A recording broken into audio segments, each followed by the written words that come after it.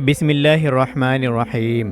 معزز ساتھیوں، ہمارے نبی صلی اللہ علیہ وسلم ہر خط میں بسم اللہ کیوں لکھتے تھے؟ اور سلیمان علیہ السلام جیسے بادشاہ جن کی حکومت صرف انسان پر نہیں بلکہ جانور اور ہوا پر بھی تھا، تو وہ سلیمان علیہ السلام جیسے بادشاہ بھی آخر بسم اللہ ہر خط میں کیوں لکھتے تھے؟ اور بسم اللہ کے اندر وہ چھپا ہوا راز جو شاید آج تک آپ نے نہیں جانا، وہ بھی آپ کو بتائیں گے۔ اسی لیے گزارش ہے کہ ویڈیو کو اینڈ تک ضرور دیکھیے۔ تو چلیے ویڈیو کو شروع کرتے ہیں۔ تو دنیا کے تمام مسلمان کچھ جانے یا نہ جانے بسم اللہ کو ضرور جانتا ہے۔ تو پہلے یہ کلیئر کر دو کہ بسم اللہ قرآن کی آیت ہے یا نہیں ہے۔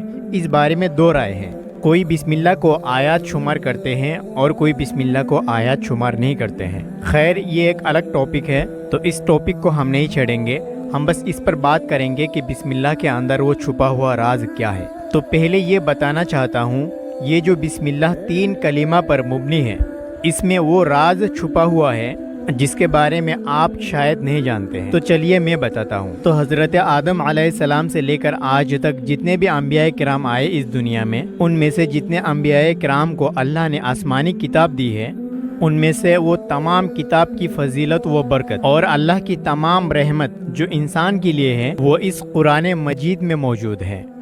یعنی آپ یہ کہہ سکتے ہیں کہ تمام آسمانی کتاب کی فضیلت اس قرآن مجید میں اللہ تبارک و تعالیٰ چھپا کے رکھا ہے، اور پھر تمام قرآن مجید کی فضیلت و طاقت، یعنی آپ یہ کہہ سکتے ہیں کہ پورا قرآن مجید کو اللہ تعالیٰ نے سورہ فاتحہ کے اندر رکھا۔ تبھی تو سورہ فاتحہ کا کئی سارے نام ہیں، ان میں ایک نام ام الکتاب بھی ہے، یعنی کتاب کی ماں، یعنی کہتے ہیں کسی چیز کی اصل کو، اور یہ ام الکتاب یہ نام ہمارے نبی صلی اللہ علیہ وسلم دیا ہے۔ تو آپ سمجھ سکتے ہیں کہ پورے قرآن مجید پھر اللہ تبارک و تعالیٰ اٹھا کر سورہ فاتحہ کے اندر رکھ دیا۔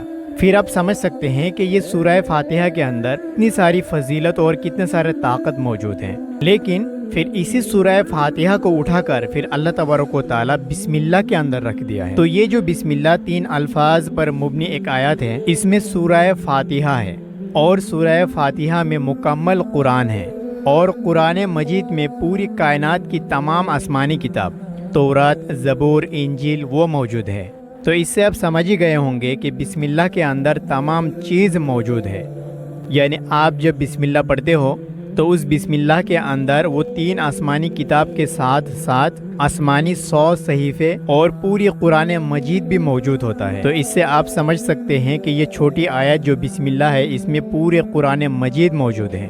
یہی وجہ ہے کہ سلیمان علیہ السلام بھی اپنے خط پر بسم اللہ لکھتے تھے، اور یہی وجہ ہے کہ نبی صلی اللہ علیہ وسلم بھی ہر خط سے پہلے بسم اللہ لکھتے تھے، اور آپ صلی اللہ علیہ وسلم تمام امت کو یہ تعلیم بھی دی کہ کوئی بھی کام شروع کرنے سے پہلے بسم اللہ پڑھو، کیونکہ یہ بسم اللہ کے اندر ہے تورات، زبور، انجیل اور قرآن مجید، اور یہی بسم اللہ کا راز ہے۔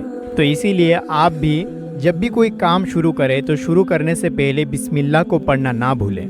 اسی لیے جب یہ پڑھ کر آپ کوئی بھی کام شروع کرو گے تو آپ کے کام میں تورات، زبور، انجیل اور 100 آسمانی صحیفے اور اس کے ساتھ ساتھ پورے قرآن مجید کی برکت بھی آپ کے ساتھ ہوں گے۔